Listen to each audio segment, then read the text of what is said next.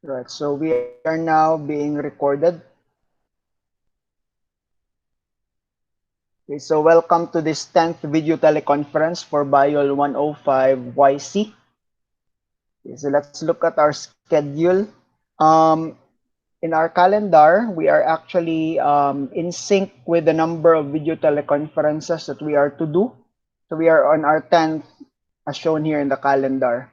But in terms of topics, if you notice, the topic for this week is supposed to be cell signaling, but we are still doing nucleus, nucleolus, and cell division.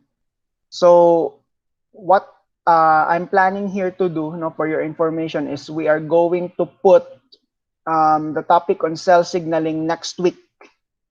And thankfully, on the last week of April, we have this sort of free week. So I can put the lesson on the immune system on the last week of April. Okay, so that will be our last formal lesson, no, last week of April. So what is changed is the last lesson is moved a week later. So which is still allowable, of course, because our finals will be on May. I think it's on the second week of May. So we can still finish our course. Um, Another thing is, if you've noticed, we have completely skipped the module on genetics because also pressed with time, I decided that we skip that one because after all, that is covered in greater detail in genetics, no, in the course genetics. So instead, we are focusing here on what is much more relevant in cell and molecular biology. Um, However, you will notice we will still be talking about the cell cycle because and we are going to focus primarily on the control of the cell cycle, no, instead of mitosis again and the stages of mitosis. So control of cell cycle na lang ang focus natin. So wait lang because my PowerPoint is sort of blackened.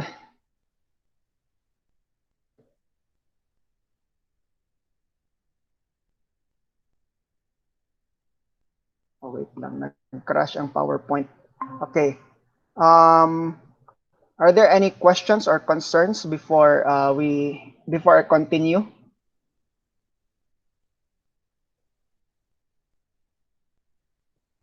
about the schedule?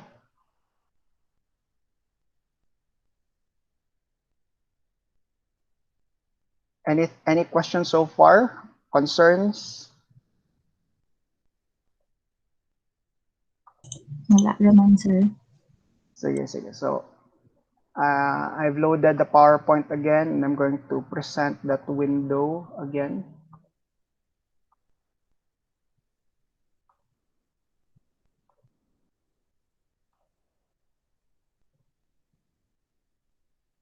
Wala gihapon. What is happening?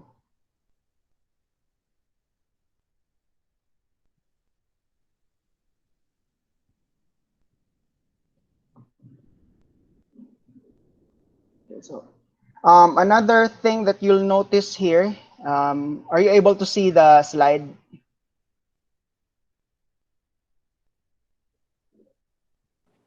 Wala ra, sir. Wala. Dili ninyo makitaan? Oh, wala siya, sir. Okay. Dali lang.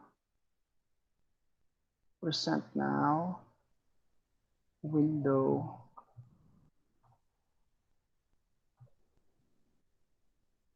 Let me see.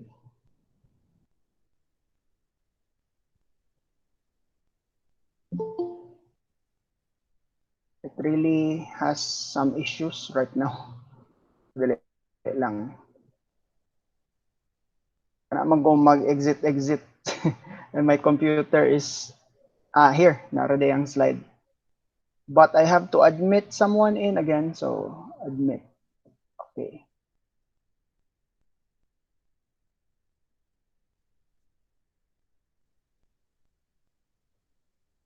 Let me. So for the information of those who just came in, we talked about the schedule. And currently right now, my slides are erratic. Okay, but anyway, so here are the slides. Um, okay, kakita na mo dili gihapon. Na, sir. Ana, okay. So next week there is also a live discussion, and that will be on Wednesday. So same time as today, no? So next week, live discussion on cell signaling. What this means is I will not be posting lectures or videos for cell signaling. Instead, we will do it in one go in a live lecture. So kaning sa 21st, no, April 21, 8 a.m. So the reason I'm doing this is because on the 22nd to the 24th of April, I might not be able to meet you again. So we will be losing time if I will not be doing a live discussion. At the same time, record it already para one go na lang ang lecture for cell signaling and signal transduction. So these are the things now that we are concerned about in our schedule. So we spent a little bit longer because of my slides becoming erratic. Okay, so where are we so far? We are you're supposed to be reading sections of chapters, no? Chapter 14, 11.4, 12.2, and then 14.1 to 14.5. The reason why I'm indicating these specific sections is so that for you to not read all of the unnecessary parts. So kato lang mga kinahanglan basahon. So mao na ni sila. And the topic will be about nucleolus and ribosomes, the nucleus, and then the cell cycle. Okay, so let's review these. Okay, so here we have an illustration of a ribosome. So as you might have known, no, a ribosome has a large and a small subunit. Okay, so during translation, both of these subunits would need to combine together in order for the ribosome to work. And this is where protein synthesis happens. So my question to the group, no, anyone may answer. How do you differentiate the ribosomes of prokaryotes from those of eukaryotes?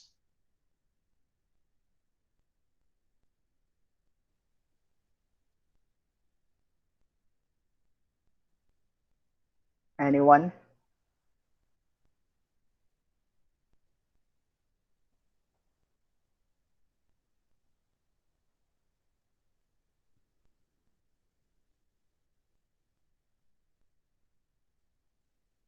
In general, sir, they have the eukaryotes are there's said there's sub Sedimentation? Ah, segmentation sir as is as Vedberg high unit. Oh. uh than the prokaryotes. Okay. So it's stated here, no, or it's shown here that the sedimentation rate of the ribosomes of eukaryotes um, are different from those of prokaryotes. No, the sedimentation rate indicates the size also of the ribosome. So in a way, we can say that the ribosomes of eukaryotes are a bit larger than those of prokaryotes. Okay, so that's the difference.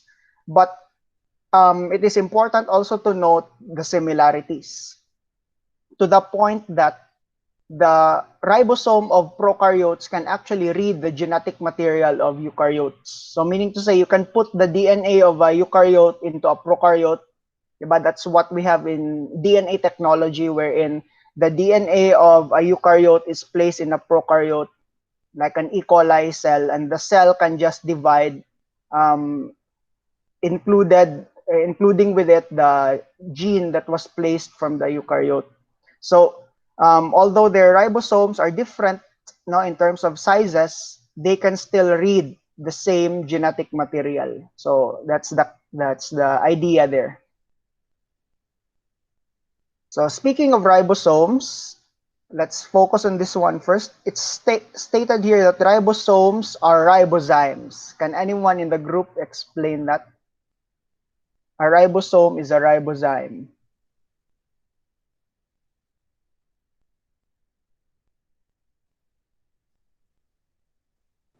It's an cancer is considered as an enzyme because it facilitates the translation of mRNA to protein.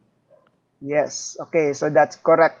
So the ribosome is actually a catalyst for a chemical reaction called translation. So katong translation of mRNA into protein. So therefore, it's a form of an enzyme.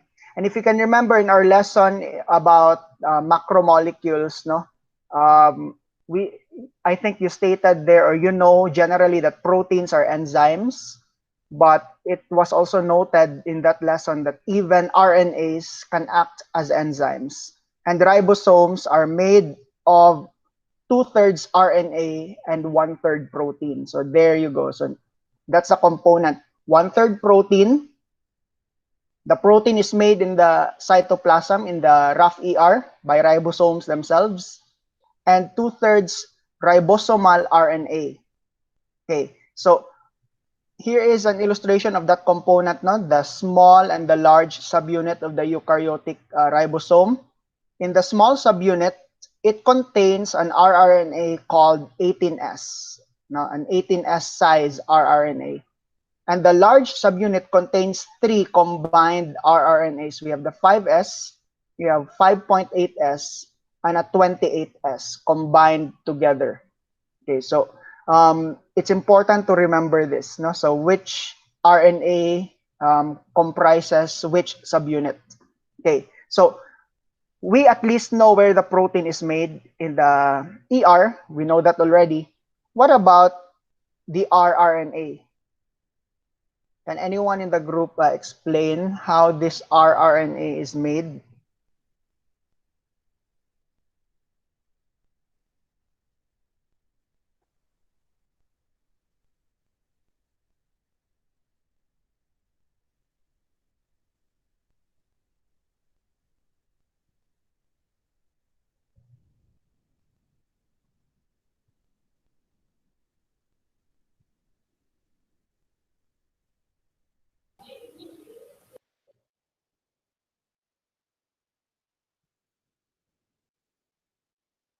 Okay, so They are they continue. are transcribed their transcribed serve from rDNA that are found in the nucleolus. All right, so that's correct. So rRNAs are made, no, through the transcription of rDNA, ribosomal DNAs, and there are hundreds of copies of these identical copies, which are stored together in the nucleolus. So it's also safe to say, therefore, that rRNAs are made in the nucleus, while proteins are made in the cytoplasm. So you see, a ribosome is made of these two parts, no? So one component is made in the cytoplasm, which has to enter the nucleus, and the other is made within the nucleus itself, no, in the nucleolus. Okay, so these genes, the rDNA, no, the gene, or rRNA gene, are stored together in the nucleolus.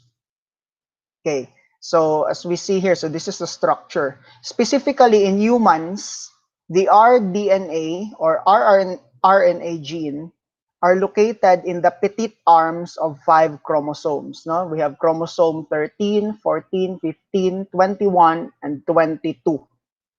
Okay, so together, these portions of the chromosomes are known as what? How do we call these portions of the chromosomes?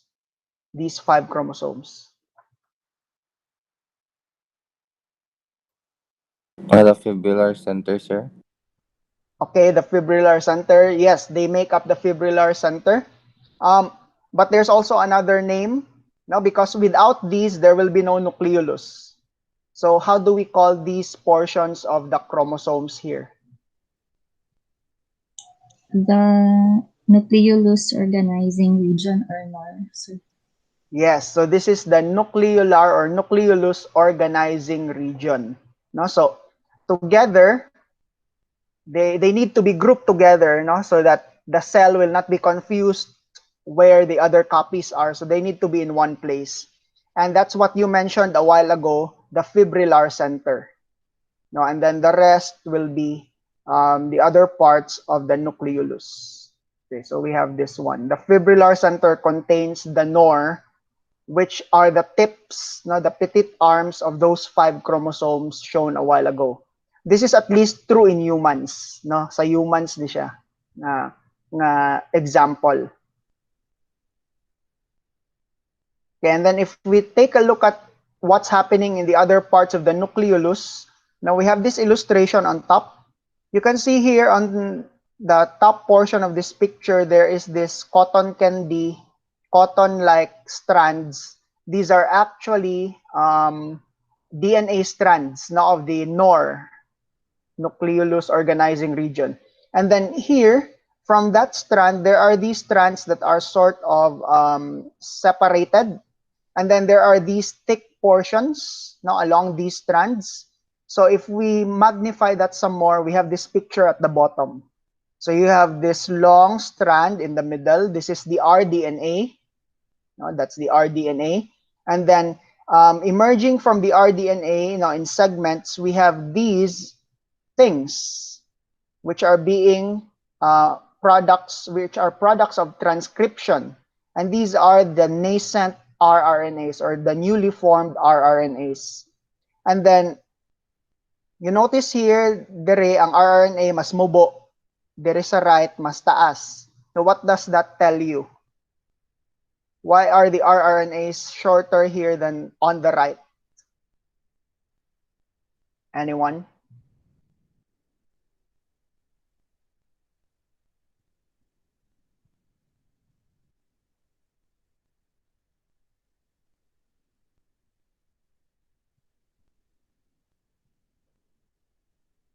Ahaman magsugod ang transcription, left or right, based on the lengths of the rRNA.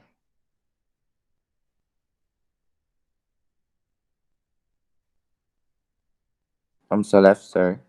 Okay, from the left. So diri ang RNA polymerase. No, we will learn later on there's RNA polymerase 1 and RNA polymerase 2. So it's gonna move slowly to the right. So here mubo pa ang iyang gitranscribe ng rRNA. But as it moves farther to the right, the rRNA that it transcribes becomes longer. And then another RNA polymerase follows it. So balik na pud sa short to siya until magsunod-sunod sila, no? Here, the one on the left is the shortest, the newest, and the one on the right is almost done transcribing. So that's why it's longest.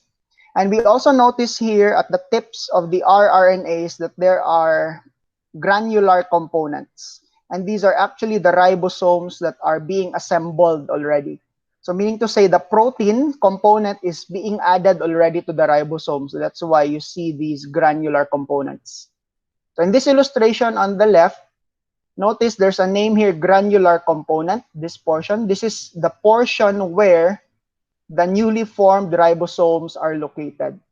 And if we go inner, this one, the dense fibrillar component, this is the portion where the rRNAs are being made.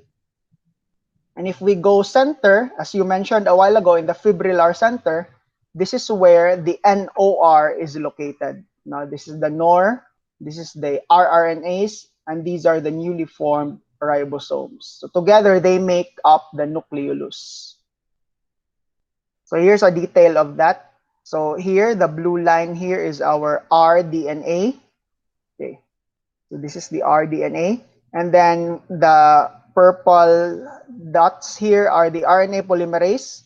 Notice here that there are two types of rDNA. There is this shorter one on the left and the longer one on the right. The shorter one is transcribed by RNA polymerase 3. So don't confuse that from the one that transcribes the longer one is the RNA polymerase 1. And if you can remember in genetics, which RNA polymerase transcribes messenger RNA? Do you remember?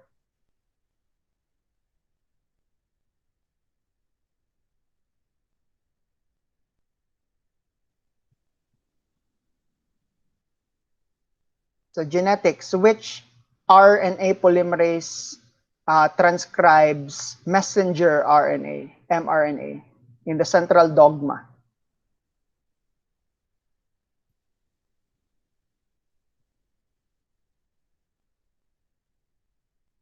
Is it one or three? Isa ano to? Which RNA polymerase works to transcribe messenger RNA in the central dogma in genetics?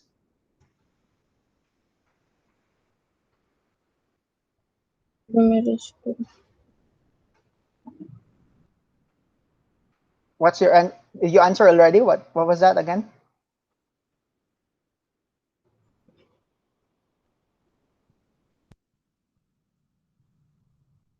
Can anyone guess? One or three?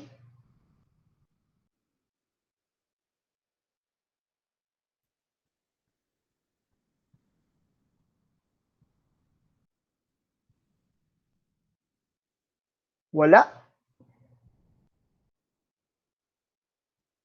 Recall. We know that, okay, speaking of enzymes, sa DNA replication, it's DNA polymerase 3, the one that makes the leading strand, and the one that fills in the lagging strand is DNA polymerase 1. Okay? So here, nana po yung mga RNA polymerases. The one that makes the 5S rRNA is the RNA polymerase 3, and the one that makes the 45S rRNA is the RNA polymerase 1. My question was, which RNA polymerase number makes the messenger RNA in the central dogma? Is it the 3 or the 1 or any other?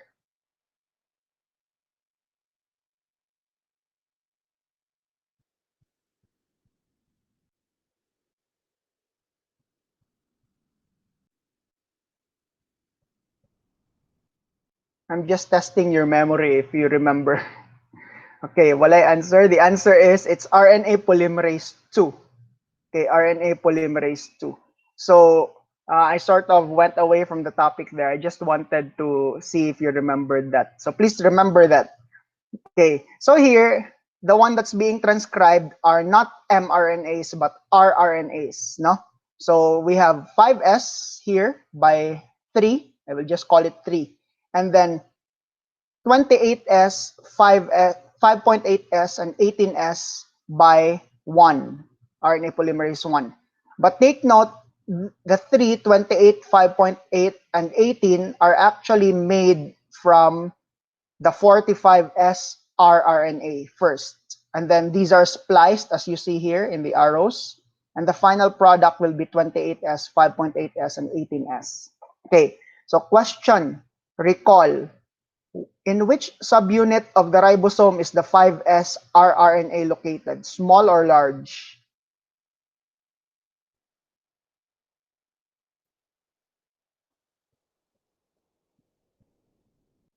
Sa small, sir. Mm, okay, The are you large, sure? Okay, sir. sa large ni siya. Large. Okay, sa large subunit. No, so don't be deceived, no? Abi ni mog 5S, it's small because it's 5, but it's actually in the large subunit. Okay, large. What about the 18S? Small, sir. Okay, this one is in the small subunit. And what about the 5.8 and 28S? Sa large, sir. Okay, sa large. So isa lang diri ang mabutang sa small subunit, and that's the 18S, no? rRNA. And kaning naglahi nga 5S will be incorporated in the large subunit. So do not forget that one. And then here's a repetition of what we discussed a while ago, that the ribosomes of prokaryotes and eukaryotes, even if they differ in sizes, actually are able to read the same genetic material. So that's what we mean by they are highly conserved, no? Because they can read the same genetic material. Okay, and then here we have the nucleus. So can anyone from the group describe or give a general description of the eukaryotic nucleus?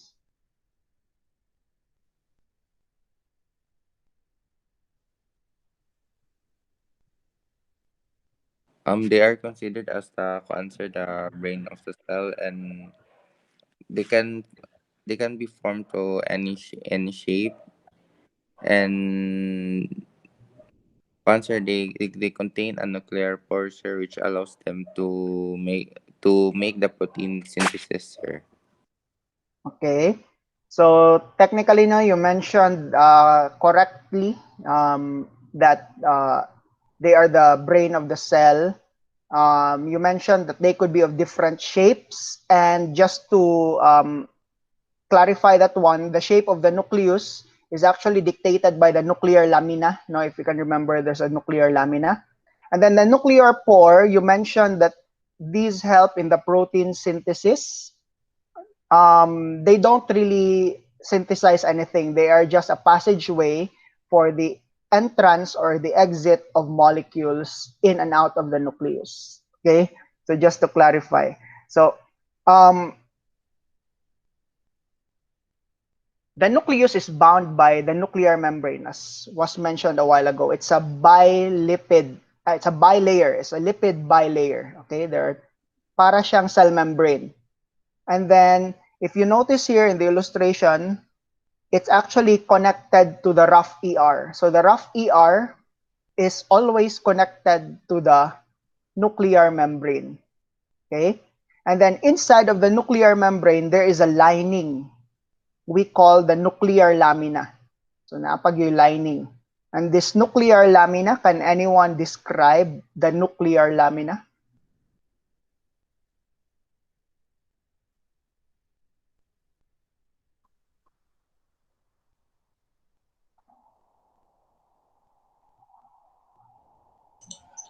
Ano siya, sir? It's an intermediate filament which is keratin in structure. Okay, so it is made of intermediate filaments. The intermediate filaments are now known as lamins, no? So there are different types of lamins, taken from the name, of course, lamina, no? Nuclear lamina. So, as mentioned by your classmate a while ago, the nuclear lamina dictates the shape of the nucleus. And if you can remember in one of my recorded videos, if the nuclear lamina is faulty, no, naidaot sa nuclear lamina, for example, if the lamins are misshapen, then it will also affect the shape of the nucleus. And this is observed in patients, no, or people diagnosed with progeria or the premature aging. Their nuclei, the nuclei in their cells are misshapen because of their faulty nuclear lamina. And not only that, nuclear lamina is also attached to the chromatins as shown here. So they also serve as attachment points to the chromatins. And of course, the very obvious structure here is a nuclear pore complex. Okay. Speaking of the nuclear pore complex, can anyone describe its function or its structure?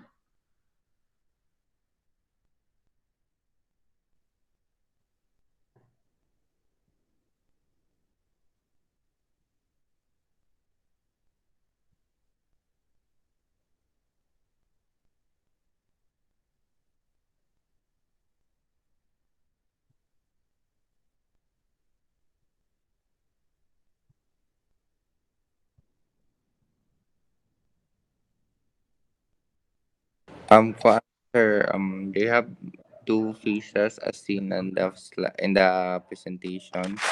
They have the cytoplasmic phase, and the other one is the nuclear phase.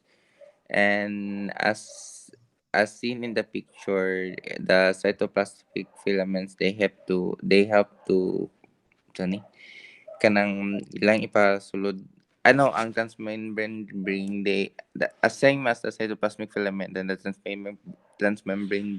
ring, they have to kanang ipasulod ang materials into the nucleolus. And the cup like phase, Mm. sir, like the nuclear phase, muna sila ang murag basket, sir, kanang Okay. kuan, kanang nuclear ring. Yes. Okay, so just to clarify, you mentioned nucleolus. Okay, nucleus, di ba? They let things into the nucleus. Okay, so everything you've said is correct. Okay, so this is actually a very large structure, no? So molecularly speaking, it's a giant structure. Why? Because it allows things to go into the nucleus and also out of the nucleus. So can you think of a substance that needs to go in? Any guesses?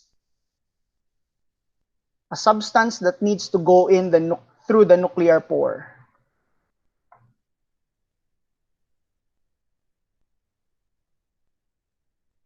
Unsa man tong ginahimo sa cytoplasm nga nga dili mahimo sa sulod sa nucleus that needs to be transported in?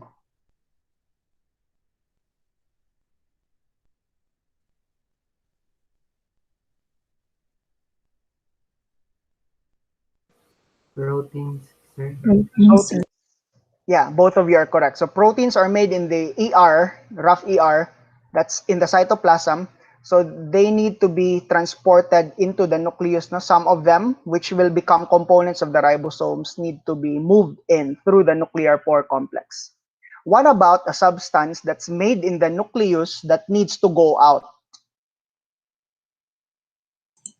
The RNAs, sir. Yes, no, specifically messenger RNA. Okay, can you give another one?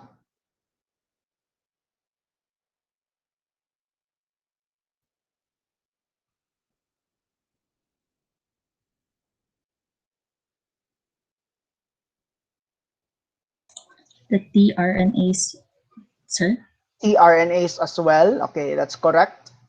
And then the microRNAs. Yes. Okay, so those are correct. Um, I would like us to realize no that ribosomes, where are ribosomes made? Katong ganina atong gistoryahan, where are ribosomes made? Sa nucleolus, sir. Nucleolus, which is in the nucleus. Now, where are ribosomes functional? In the nucleus or in the cytoplasm? Sa In the cytoplasm. cytoplasm. Oh, so both of you are correct. So the ribosome is made here inside the nucleus. Therefore, it needs to pass through the nuclear pore complex first in order for it to go out into the cytoplasm where it sticks to the rough endoplasmic reticulum, not to make proteins. So correct. So here are the steps by which a protein from the cytoplasm goes through the nuclear pore complex. Okay, so can anyone explain what's happening in step 1?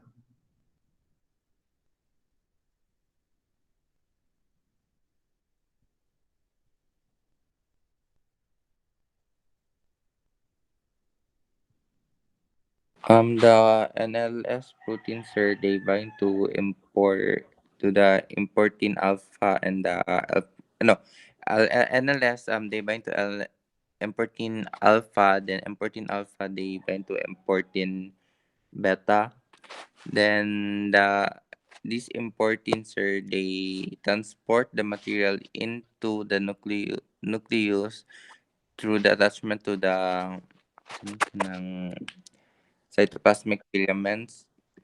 Then when they pass through, sir, um the importin beta is being bind to our run GTP para it facilitates, sir, para mo go out na po dyan sa kuan, sir, into the cytoplasm, sir. Okay, thank you. So you went beyond, no? You explained the whole thing. So thank you for that. So, correcto tanan imong giingon. Question lang, what does NLS mean?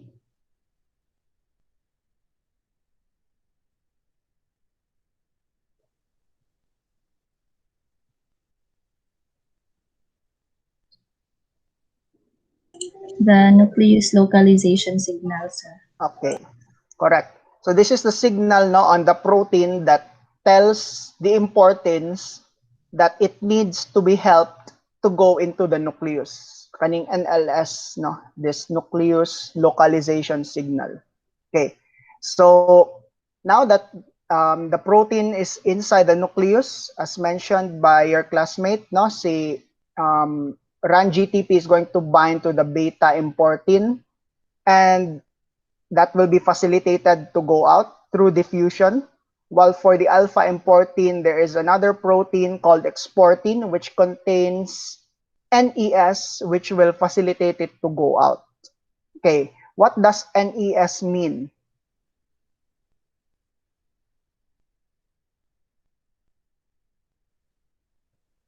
Nucleus export signal, sir.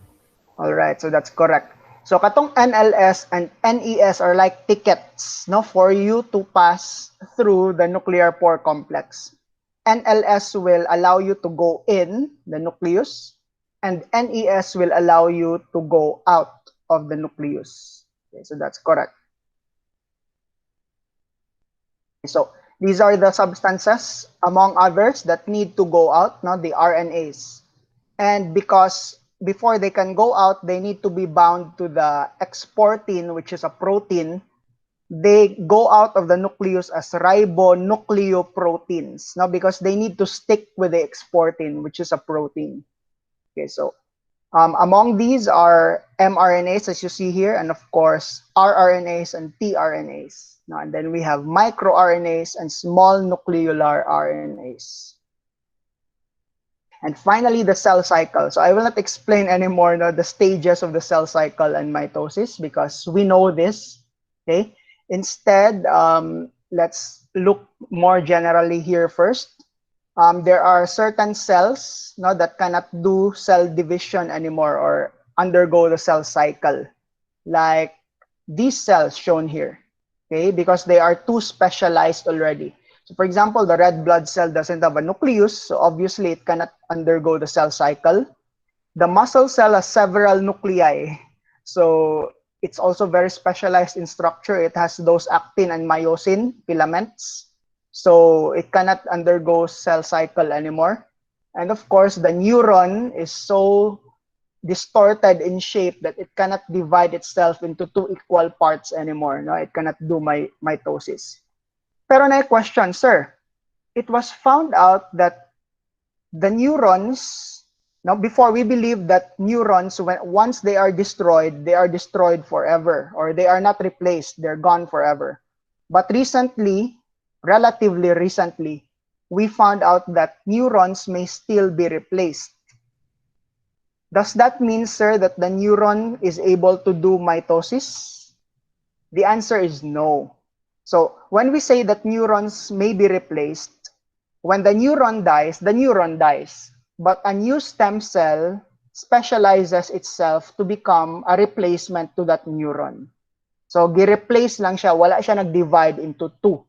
So no, so it really cannot do that anymore, the cell division, but it can be replaced. And then we have cells here on the right, which may undergo the cell cycle when needed be, like the liver cells or the white blood cells. And then, of course, here on the bottom, we have the stem cells now of animals. Here we have hematopoietic stem cells and the stem cell found in your skin, which constantly replaces your skin cells. And plants are also known to have cells that continually divide throughout their lifespan, and these are known as meristems. So we have apical meristems, and we also have the vascular cambium, which are lateral meristems. Okay, and then here we have these illustrations. Can anyone from the group explain what is shown in these illustrations?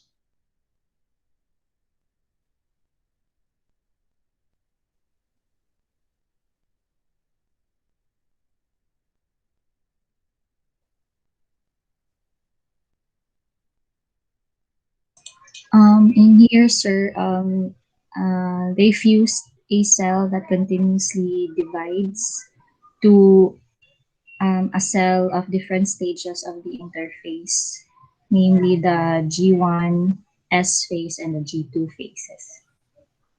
Yes, so that is correct.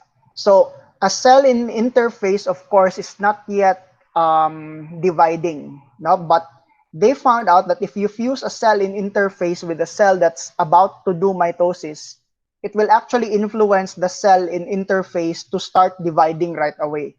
So as shown here, the reaction of the chromosomes of a G1 cell is that it condenses, but it's a bit thinner because it hasn't replicated yet. And in a cell that's in S phase of interphase, the reaction is the chromosomes condense, but they end up become broken or fragmented because they are being caught in the middle of replication. And here in G2, the chromosomes are already thick enough. No, we can see them. They look normal already because they have already underwent the S phase. So, meaning to say there's a chemical from the M phase cell that influenced the interphase cell. What is that chemical called now?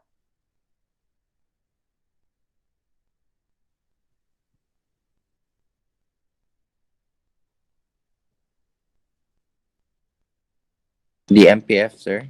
All right. What does MPF stand for? The maturation promoting factor. Okay, that's correct. No, so make sure no you will not mistake M for mitosis because it's actually maturation.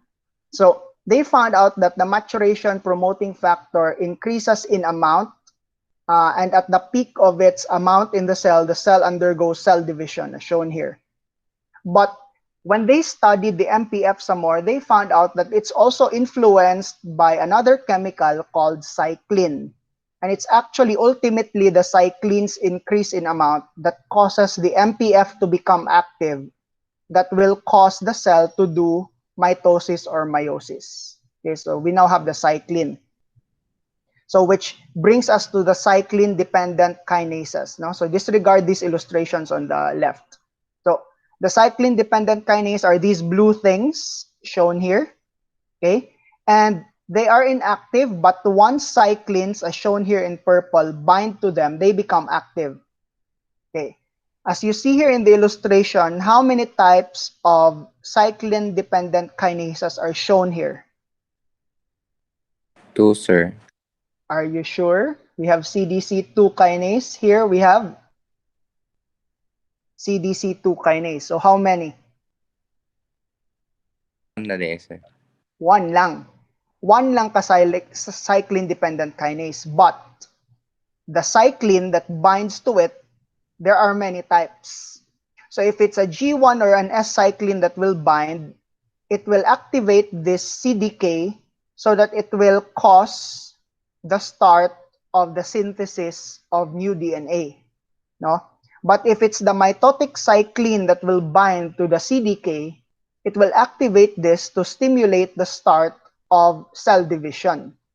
So this one, therefore, is our maturation promoting factor, the one that stimulates cell division, because it's the one that causes the beginning of mitosis or meiosis, as shown here. Not the other one, no, but this one.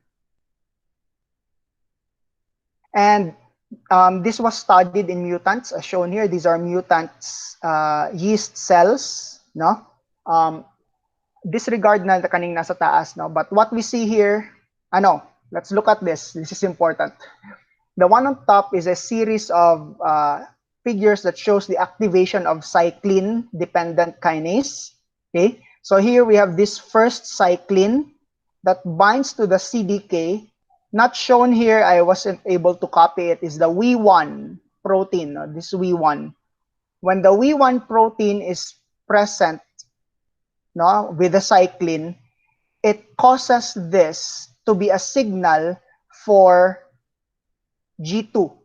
In G2, that's when the cell grows. And then when CDC25, which is another cyclin, is present, it causes the cyclin-dependent kinase to become active and cause the cell division of the cell, so as shown here. And once the cell is done cell division, the cyclin will be detached and degraded, and the CDK will be recycled again later on. So the study in mutants is this. If the WE1 is absent, now, as shown here, the WE1 is the one that causes the elongation in the G2 phase. If the WE1 is absent, the cell doesn't really elongate in the G2 phase and goes directly into mitosis, resulting in very small daughter cells.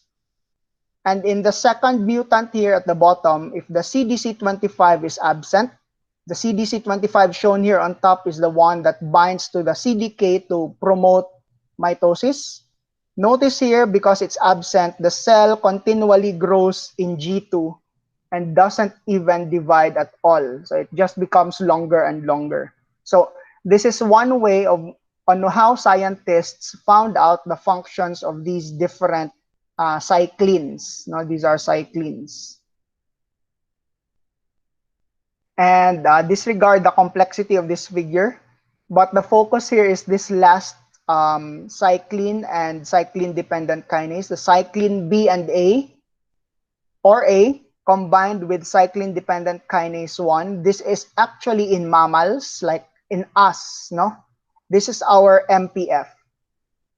This is the equivalent to the CDC2 of the yeast cell shown a while ago.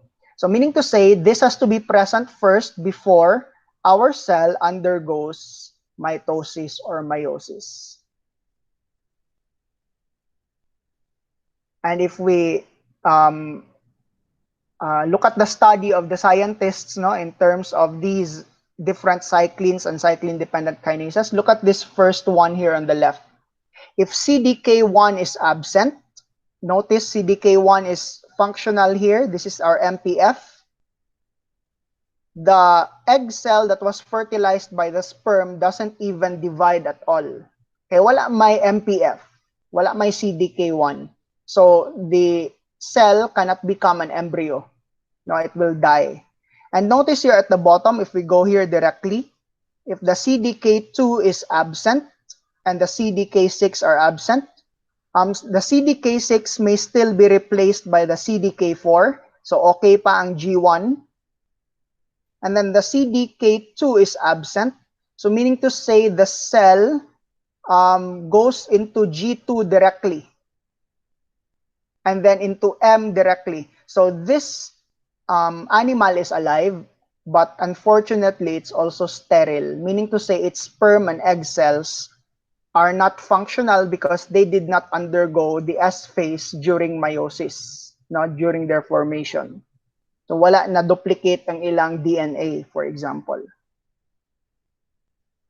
And last but not the least, DNA damage checkpoints. Can anyone explain how what's happening on the left portion of the figure here?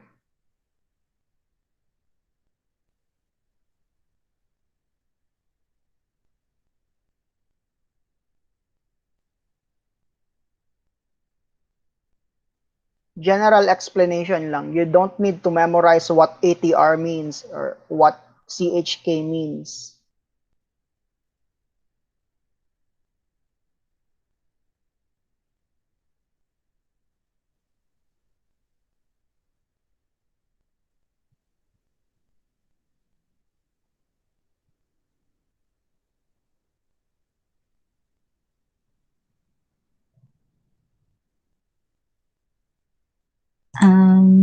Ano sir, when the because of the UV radiation, the ATR protein detects this and will send a signal to the CHK1,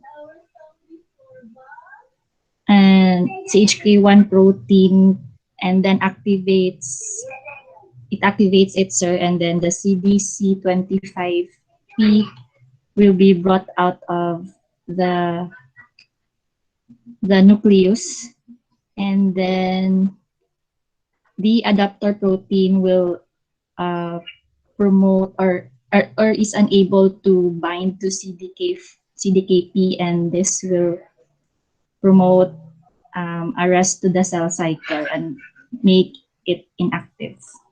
Okay, so generally you are correct, no? So there is this damage which is detected by ATR.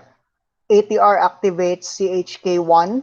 The activated CHK1 phosphorylates CDC25, which is the cyclin. And the phosphorylated cyclin goes out of the nucleus and is trapped by the adaptor protein. It cannot go back inside again. So as a result, the cyclin-dependent kinase doesn't have a cyclin to bind to it. Okay, wala man ang CDC25. So therefore, the cell cycle cannot be possible. So in this case, the cyclin is the one that's being deactivated, no, or being controlled. What about the illustration on the right? Anyone?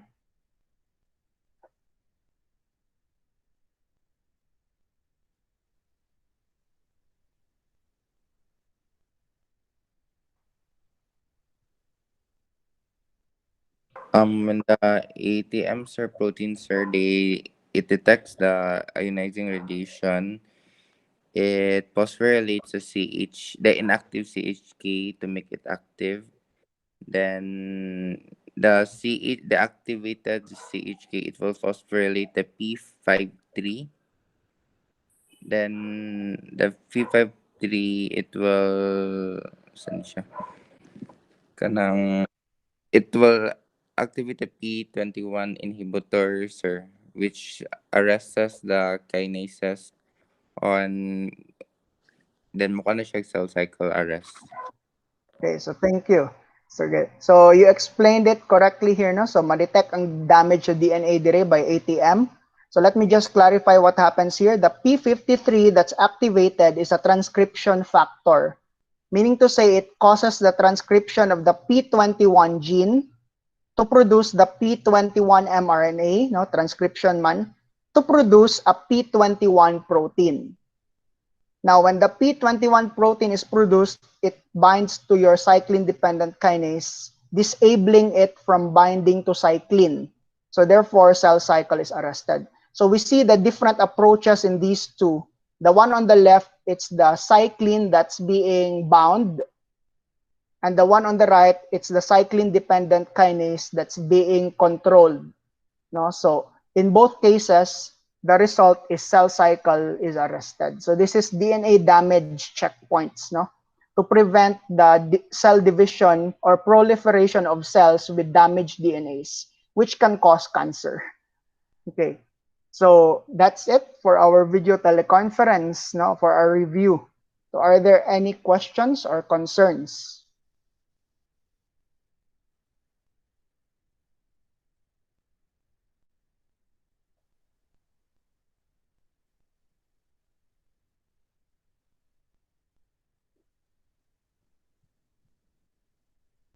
Wala. So I hope you understood and I hope you are almost done with your group activity, no? The one on the table that you need to fill also. If you haven't finished yet, please finish it today. I think the deadline's today. So I think for a majority of you, I'll be meeting you later at 9:10 for genetics.